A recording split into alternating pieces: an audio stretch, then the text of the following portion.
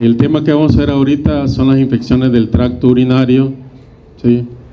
En muchos libros pueden encontrarlo como infección de vías urinarias, igual es válido, ¿sí?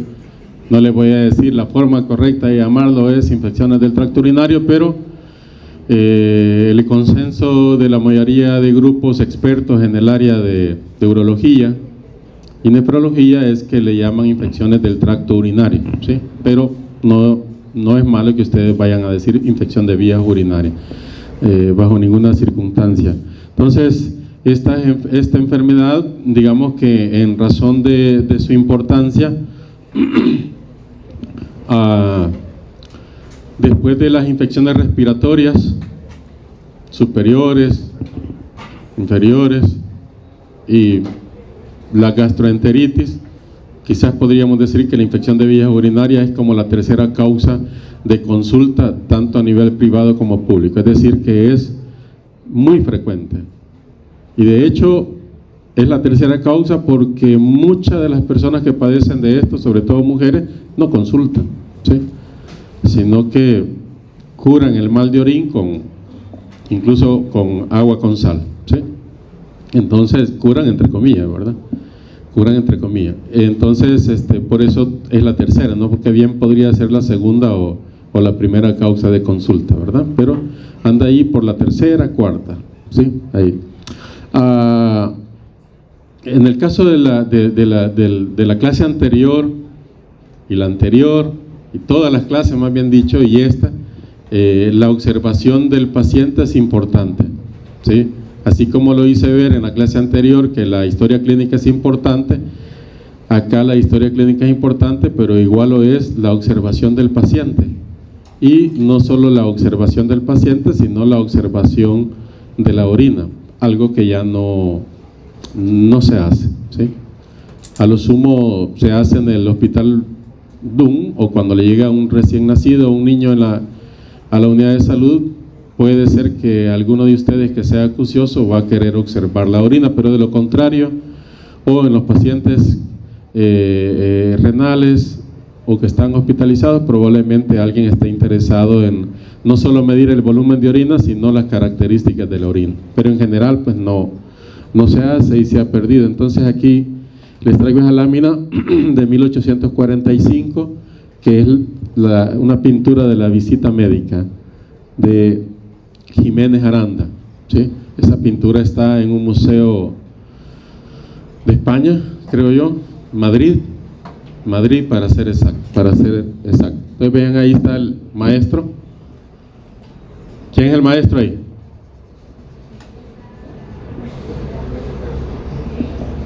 El que está ocultando, pero digamos que el objetivo de la pintura es resaltar al gremio médico lo importante de la observación, ¿sí? Ustedes pueden ver aquí en esta niña, primero es una niña, segunda, la niña está sumamente debilitada porque no puede moverse ella sola, la han tenido que sentar y la están sosteniendo, está pálida, bueno, aquí no se ve nada, pero es una niña que está pálida, sumamente débil, ni siquiera tiene reacción física a la examinación ni a toda esa gente que le está rodeando, es decir, que está bastante comprometida, ¿sí? Y además, ¿qué otra cosa se puede observar? Ven que el maestro está ocultando la espalda, ¿sí? Los pulmones. Dada la época en que fue hecha la pintura, ¿qué podría ser, licenciado Merino? Tuberculosis, ¿verdad?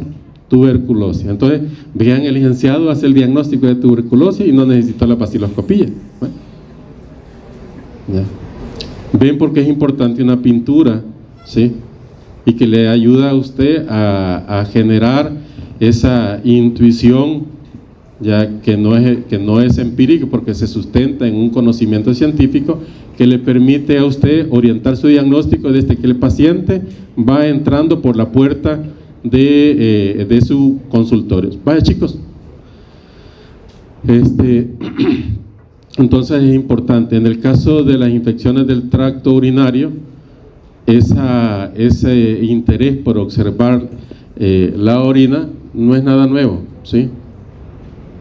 Es algo que se ha hecho o hacían en la antigüedad, y de acuerdo a la observación de la orina, así catalogaban un proceso del tracto urinario como infeccioso o como sistémico, ¿sí? De acuerdo al color de la orina, si la turbidez, el tipo de turbidez, etcétera. Había una serie de criterios que ocupaban allá por el siglo XV, que servía para dar el manejo a estos trastornos del tracto urinario, ¿sí? Y todo eso se ha perdido, pero lo deberían de hacer ustedes. ¿Por qué? Porque la piedra angular para el diagnóstico no siempre va a estar disponible en los lugares más remotos del país. El país es pequeño, pero por ejemplo ahorita que una de las tesis que estoy asesorando,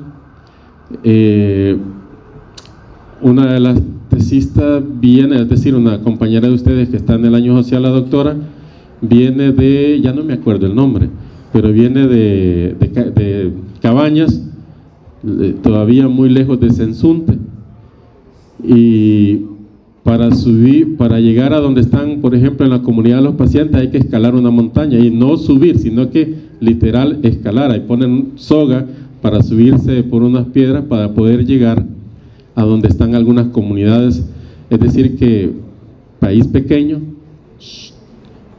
a pesar de lo que pueda salir en televisión y todo, la realidad es que estamos lejos, muy lejos de poder superar ese subdesarrollo y las carencias que tiene nuestra población. Entonces va a tener un urocultivo allá, ¿sí? Va a tener una tira reactiva. Si fue vivo, va a andar su tira reactiva ahí, ¿verdad? Pero de lo contrario, no, ¿sí? Entonces hay que hacer uso del criterio clínico, y observar la orina puede ser su única herramienta para hacer su diagnóstico.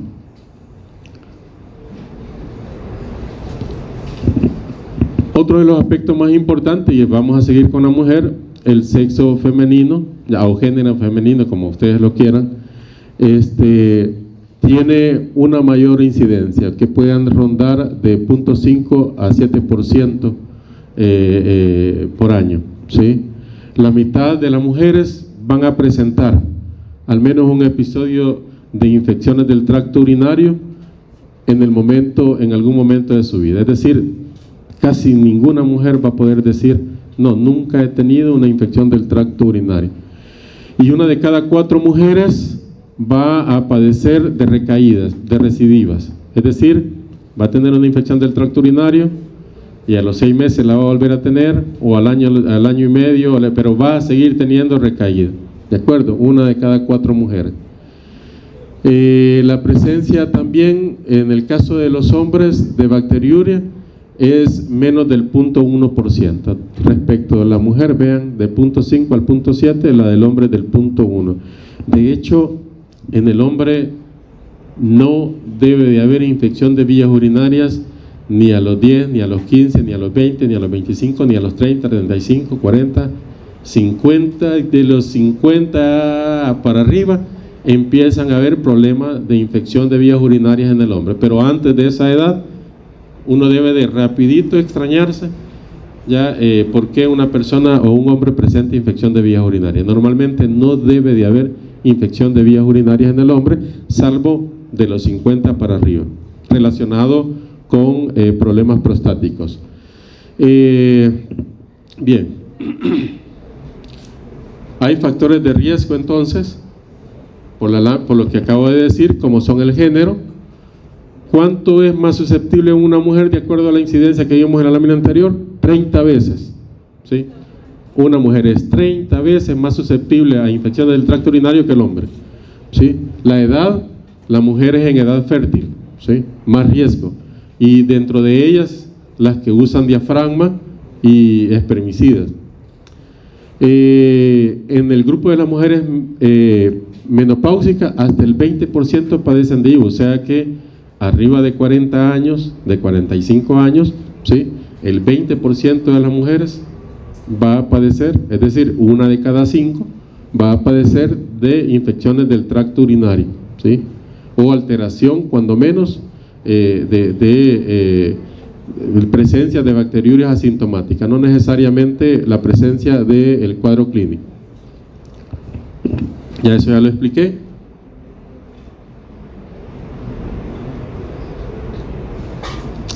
Eso ya lo expliqué. Y normalmente en el hombre pues se va a presentar el cuadro arriba de los 50 años como un cuadro de uretritis o prostatitis, que serían como la más frecuente.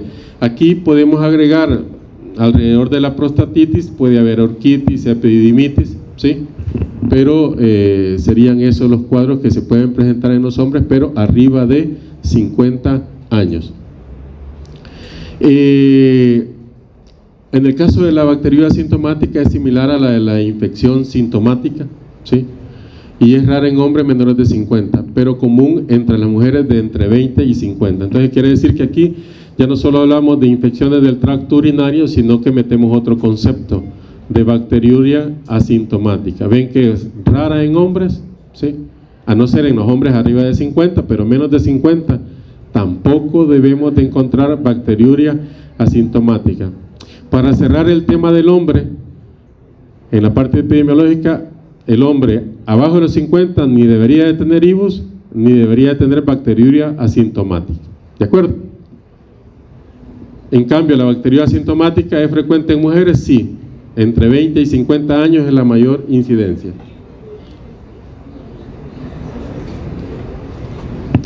¿Qué dijeron? ¿IBUS? ¿Hijos? Pues sí, pero no dije hijos, dije IBUS. Ya, no pidan milagros si antes estoy hablando. Es más, debería de pasarlos a algunos de ustedes aquí a preguntar cómo están para el parcial. Una pregunta del parcial. Ah, ¿no la quieren? Bueno, no, ya no. Definición. Entonces, ¿qué va a ser una infección del tracto urinario? Es la presencia de microorganismos en ese tracto, ¿verdad? En número suficiente para causar o no sintomatología, ¿sí? Dependiendo del nivel que afecten, porque puede ser que solo afecte la uretra, o puede ser que afecte uretra y vejiga, así pueden ir de acuerdo al sitio anatómico o la afectación, ir aumentando en las categorías en las que pueden subdividirse las infecciones del tracto urinario. Así tenemos la clasificación de las infecciones del tracto urinario. Esto lo puedo preguntar, se lo voy a dejar aquí, pero no me voy a ir deteniendo en ello, porque quiero llegar a la parte que me interesa, que es la parte etiología, cuadro clínico y diagnóstico, ¿sí? Pero podemos tener las itis no complicadas que aparecen sobre todo en las mujeres no gestantes, ¿sí? Así en general, las IBUS que se dan en las mujeres que no tengan ningún problema de base, que sean no gestantes, son las itis no complicadas. Las itis complicadas en mujeres embarazadas y en otros grupos poblacionales. Luego vienen las itis por catéter.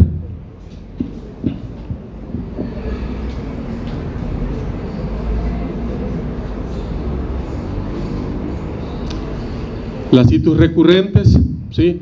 Que en este caso pueden ser que sean complicadas o no complicadas, pero va a ser con una frecuencia de 3 itis al año, ¿sí? Una mujer que presenta 3 itis al año ya es una itis recurrente, o que presente 2 en los últimos 6 meses. No va a esperar usted un año para decir usted tiene itis recurrente.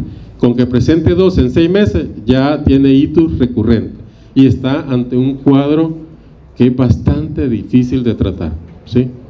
Esa persona se va a quedar a usted hasta el tercer tratamiento. Si usted no lo sabe manejar, se va a ir a otro médico, ¿de acuerdo? Porque las itis recurrentes son difíciles de tratar, y si usted no se acuerda de la microbiología que vamos a ver, pues con mucha más razón se le va a dificultar tratarlo. La urosepsis es otra clasificación, que es la disfunción orgánica debido o teniendo como foco infeccioso el sitio donde está la itis. ¿Qué pasa?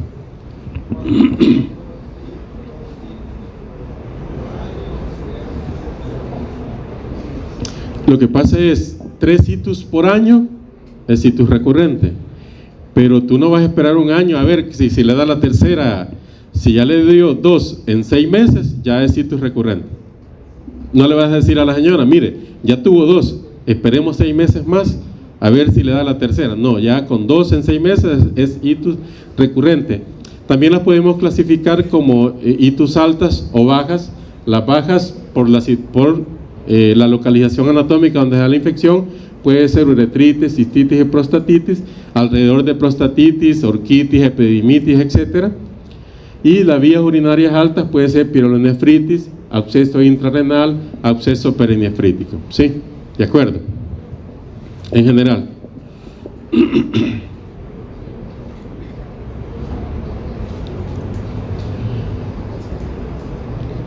Perdón. Aparte de esa clasificación, esos grupos que vimos anteriormente se pueden dividir en subcategorías, ¿sí? También por su tiempo de evolución pueden ser agudas o crónicas, ¿sí? Por la presentación clínica pueden ser sintomáticas y asintomáticas. Aquí entra la bacteriuria asintomática, ¿sí? Por la afectación de órganos y niveles de localización puede ser complicadas o no complicadas, de acuerdo también al perfil epidemiológico del paciente. Y de estas últimas, altas o bajas, como lo acabamos de ver, ¿sí? De igual forma, de acuerdo al origen o de cómo llegue o accese el patógeno al tracto urinario, pueden ser ascendentes o descendentes, literal como lo dice, ascendentes o descendentes. Ascendentes cuando van a llegar por cualquier mecanismo externo a la uretra, ¿sí? Ya sea por continuidad, por contaminación de materia fecal, etcétera, de la uretra, va a ser esa la entrada de ese patógeno, y a eso le llamaríamos ascendente. ¿Y cuál sería descendente? ¿Cuál sería descendente, chicos? Lo que acabamos de estar hablando, ¿sí? Por ejemplo, un furúnculo, ¿sí? Una lesión donde esté, por ejemplo, un estafilococcus, etcétera, ¿sí? Que pueda, por vía hematógena, llegar al sistema urinario, ¿sí? A eso le vamos a llamar descendente, ¿de acuerdo? Vean entonces que no siempre vamos a encontrar localizado la fuente de infección, sino que puede venir de otras partes y por vía hematógena llegar. Desde el punto de vista microbiológico, y aquí sí ya nos vamos a empezar a detener, tenemos media hora. ¿Tienen psicología? Todos.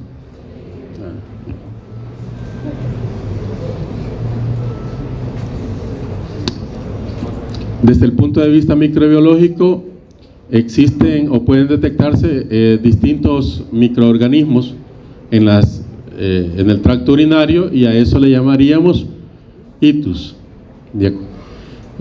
¿Cuándo va a existir itus desde el punto de vista microbiológico?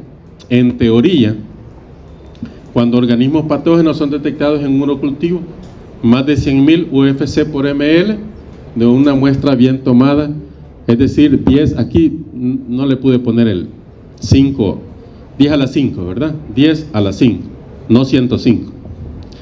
No me van a estar preguntando, mire, aquí son 105, ya les expliqué, ¿verdad?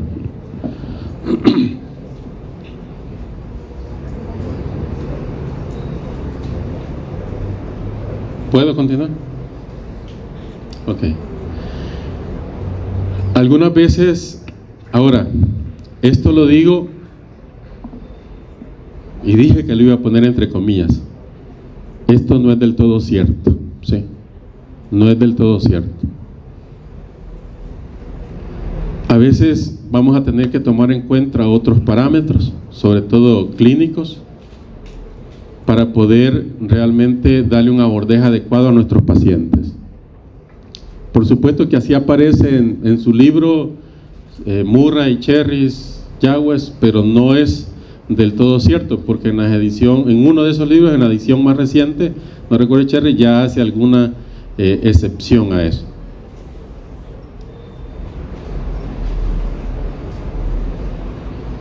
Bien, vamos a ver, ¿Quiénes son los agentes patógenos de la infección del tracto urinario? A la cabeza, Escherichia coli, ¿sí?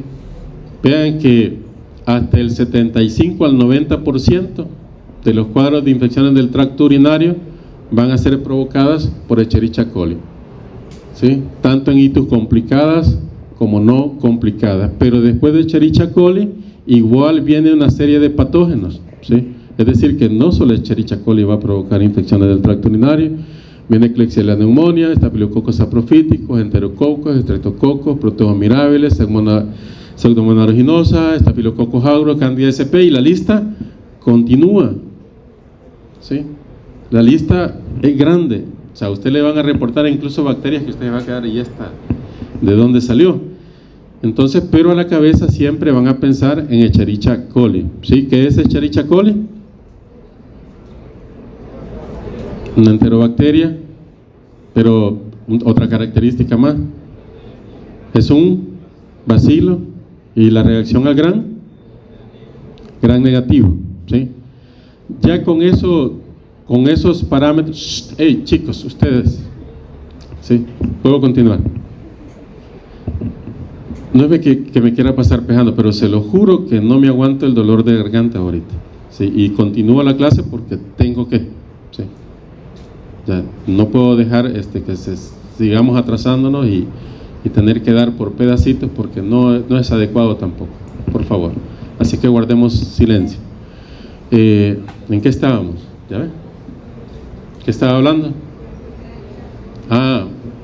Entonces ya tenemos, si tenemos sintomatología y microbiológicamente sabemos que la epidemiología nos dice que Escherichia coli causa del 75 al 90% de los cuadros de itus complicadas o no complicadas, ¿para qué nos sirve ese dato?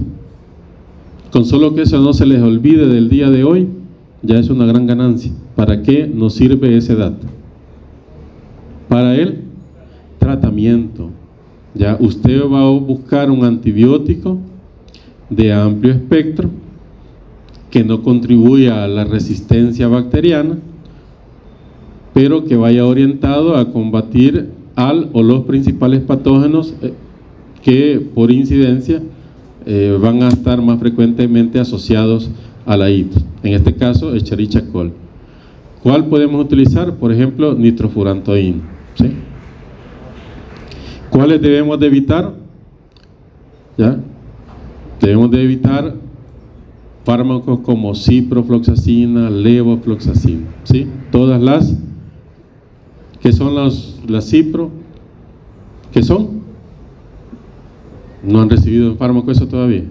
Bueno, pero entonces debemos de tratar de evitar, si van a ser buenos médicos, van a evitar utilizar ese tipo de fármaco y van a dar uso a fármacos que no contribuyan a la resistencia bacteriana, pero que les permita eliminar la bacteria que está causando el cuadro, ¿ya?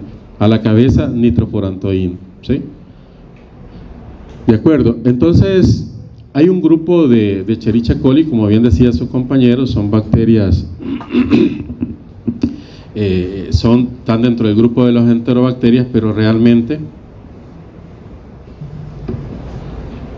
podemos dividir a las Escherichia coli, no las uropatógenas, sino a las Escherichia coli, como intestinales y extraintestinales, ¿sí? En el caso del grupo de las intestinales, podemos agruparlas, valga la redundancia, en patotipos, ¿sí?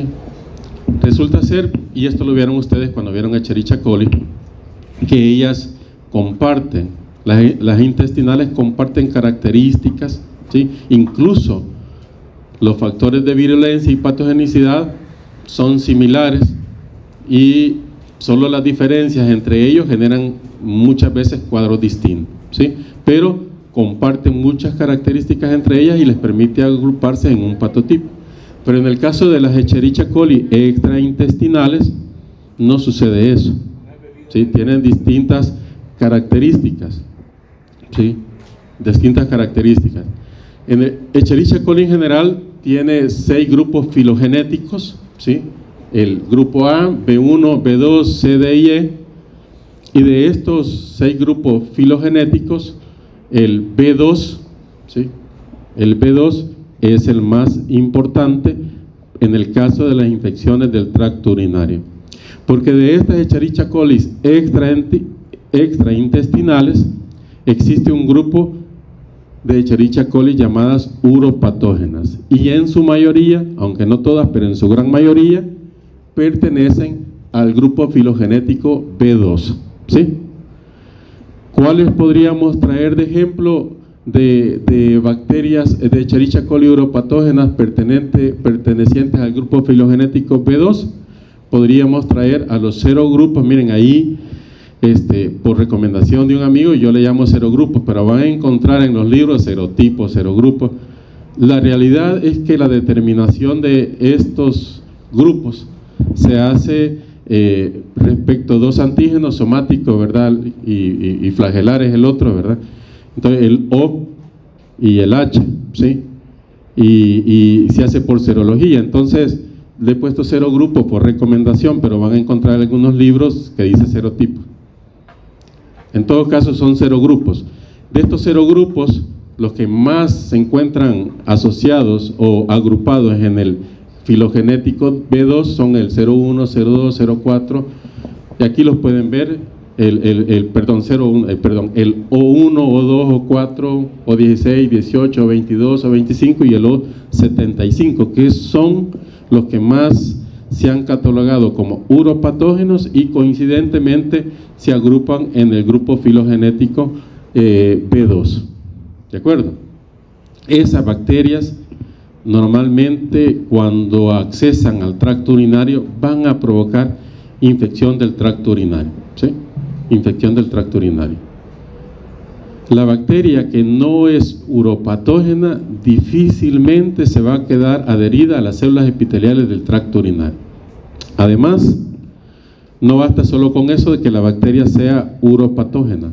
Debe de haber o hay cierto grado de predisposición genética en donde las adhesinas bacterianas se adhieren más fuertemente a los receptores en las células epiteliales, y eso está predispuesto genéticamente y se da mayormente en mujeres, ¿sí?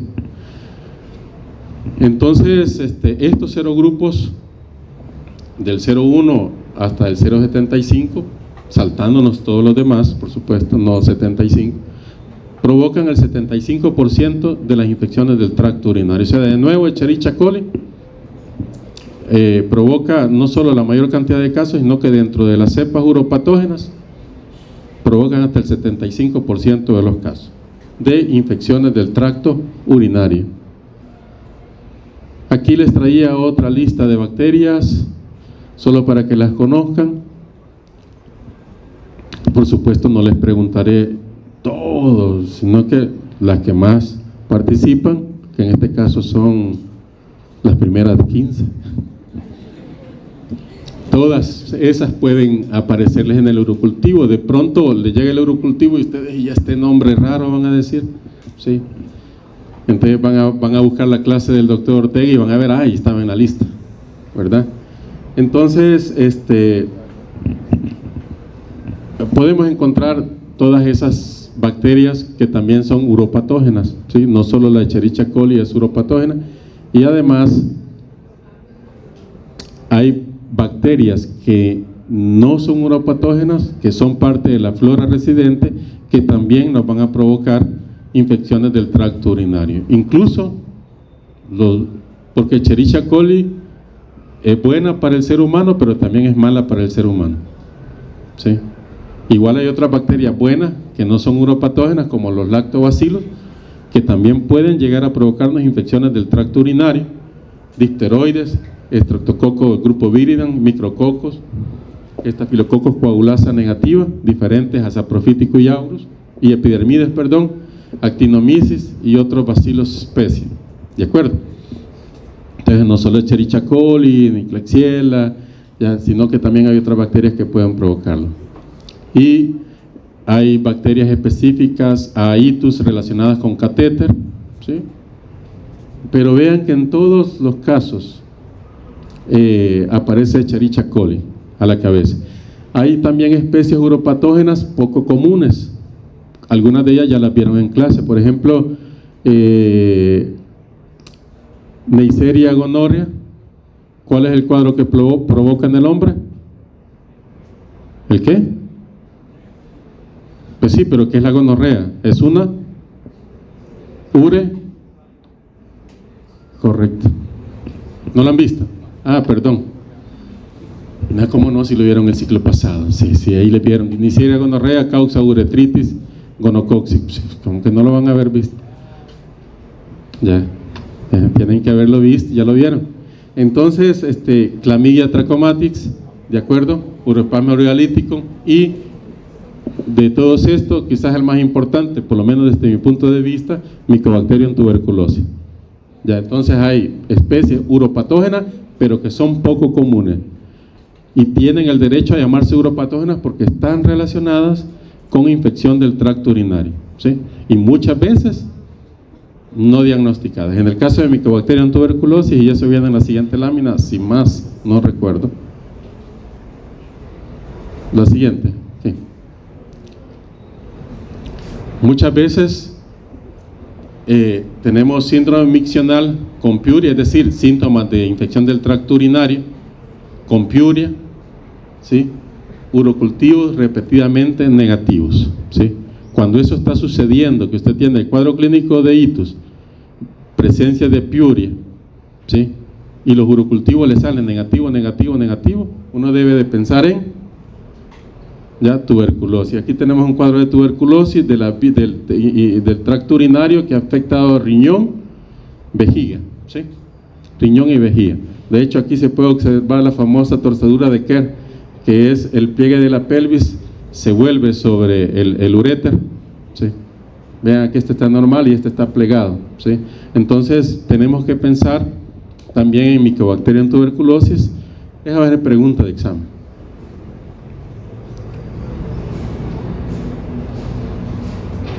Ahora, ¿por qué se dan las infecciones del tracto urinario? Bueno, primero decir que, entre comillas, el tracto urinario es estéril, ¿sí? Además, el flujo de la orina y algunas sustancias antibacterianas secretadas por las células epiteliales mantienen, en teoría, estéril. Siempre accesan bacterias, pero rápidamente son eliminadas por el chorro urinario y por esas sustancias antibacterianas. Pero la infección empieza cuando una cepa de Escherichia coli uropatógena pues empieza a colonizar, y la mayoría proviene de la flora natural o la flora normal del tracto gastrointestinal, de la flora rectal. Entonces, hay personas que en su colon tienen colonización permanente o prolongada de cepas uropatógenas, ¿sí? Porque todos tenemos Escherichia coli, todas las mujeres tienen Escherichia coli, con buenos o malos hábitos higiénicos, todos tienen Escherichia coli, pero no todas padecen de infección de vías urinarias. Entonces hay personas que lo que sucede es que su colon está colonizado por cepas uropatógenas de Escherichia coli, y estas mujeres van a estar padeciendo también de infecciones del tracto urinario a repetición. También estas cepas uropatógenas de Escherichia coli no solo colonizan el colon, muchas veces logran colonizar la mucosa vaginal, la mucosa vulvar, ¿sí? Y la región alrededor de la uretra. Vean que aquí estoy hablando de colonización, es decir, que esa bacteria llega, se mantiene ahí sin provocar ningún cuadro clínico. Coloniza, se vuelve parte de esa flora normal en esa región, y por lo tanto esa mujer va a estar padeciendo infecciones del tracto urinario a repetición también, ¿sí? Ya esa región de mucosa vaginal, vulvar, ya está colonizada por Escherichia coli, uropatógeno, ¿sí? Otro factor que está de base fisiopatogénico es la alteración de la flora normal, ¿sí?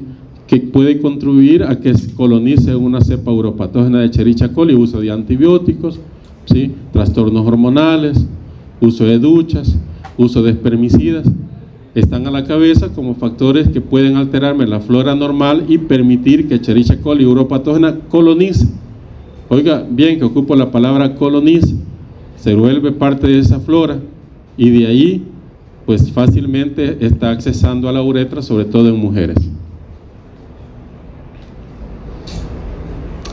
Ya les había dicho que una de las características más importantes está las sedecinas de Escherichia coli, los pilis P, el pilis tipo 1.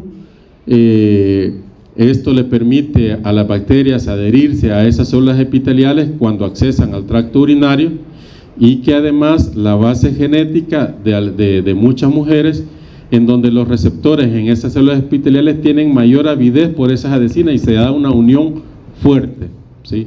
Esas son las personas que van a estar padeciendo más de infecciones del tracto urinario, y además es parte de la base de las recidivas en estas personas. La Escherichia coli, por ejemplo, accede a esta bacteria, va a estar provocando muerte de las células epiteliales, va a provocar exfoliación. Esa es una de las características que vamos a observar en el examen general de orina. Vamos a encontrar abundantes células epiteliales, es decir, que cuando veamos en el general de orina abundantes células epiteliales, no es un dato, la mayoría de médicos no le da importancia, ¿sí? Como no encontró leucocitos o como no vio bacterias, abundantes células epiteliales no le da importancia, ¿sí? Uno de los resultados de la adherencia de Escherichia coli al epitelio es la exfoliación, y vamos a encontrar abundantes células epiteliales en mi examen general de orina, ¿sí? Entonces ese dato es muy importante.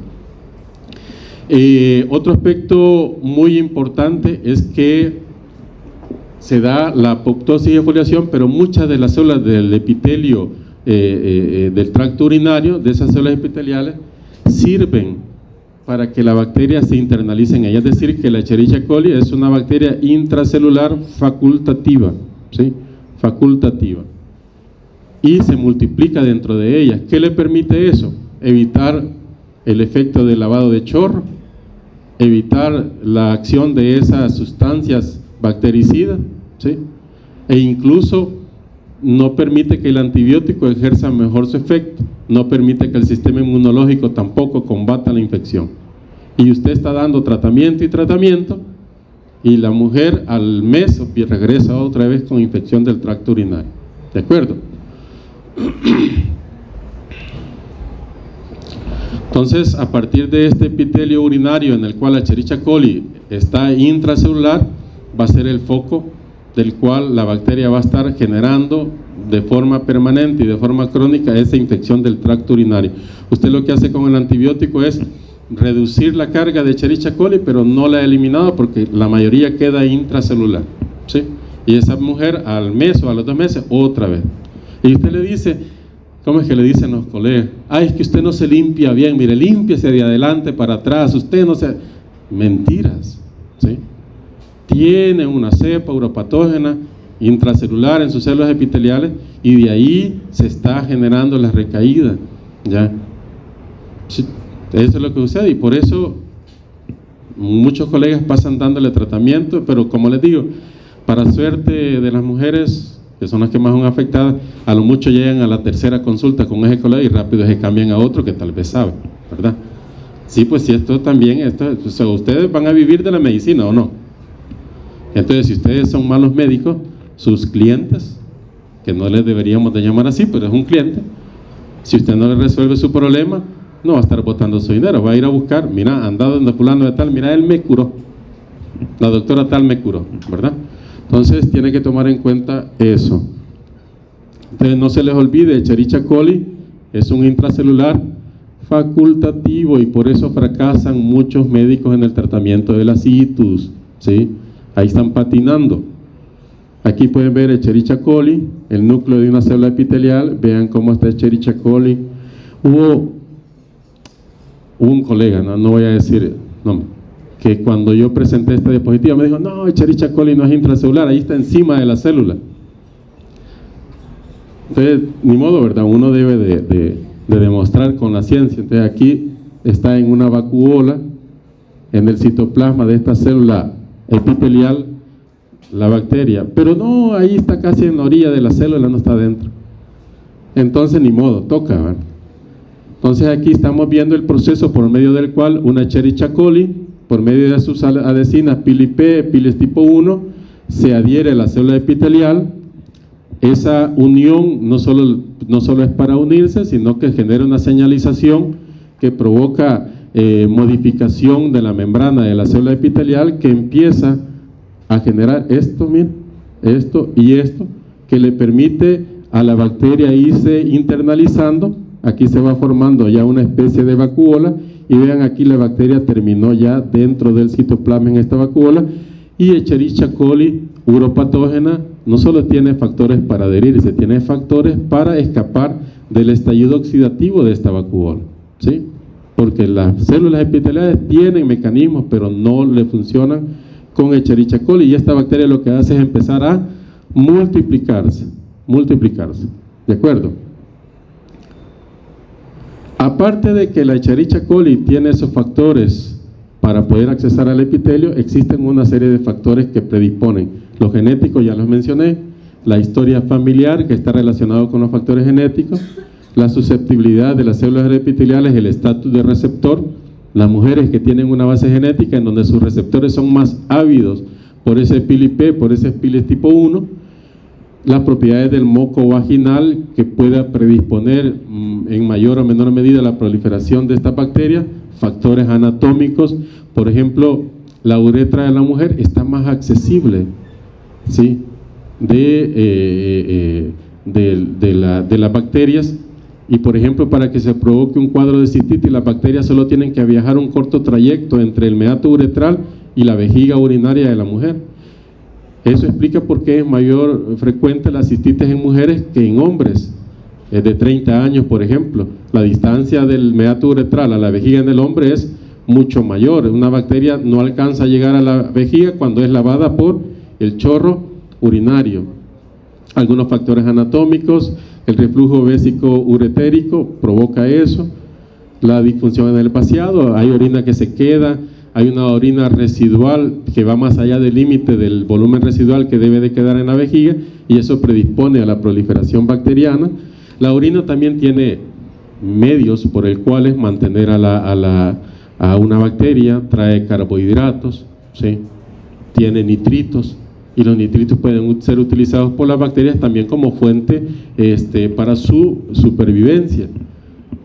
La disminución en el vaciado, factores ambientales, el calor, deshidratación, etcétera, predispone, y los recién casados, etcétera. Esto ya no es muy frecuente, pero siempre se da en las parejas que recién se casaban, iban de luna de miel y nomás pasaban los 3, 4 días, y al quinto día ya venían de regreso peleados, enojados, y la mujer acusando al hombre que a saber qué le había pasado y todo, ¿verdad? Y no es más que la famosa cistitis de luna de miel, que hoy es poco frecuente. Vean, la gente ni se casa, y cuando se casan pues ya solo van a pasear, pues ya no como antes, ¿verdad? Que, pues sí, habían pasado 10 años de novio y no le habían puesto pero ni un dedo encima a la novia, y pues sí, se casan y pues sí, hoy ya no es tan así, ¿verdad?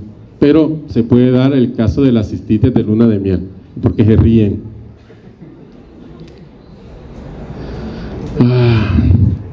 Bueno, esos factores, y vamos a quedarnos acá, ok, acá. Vean, urocultivo, 5 minutos.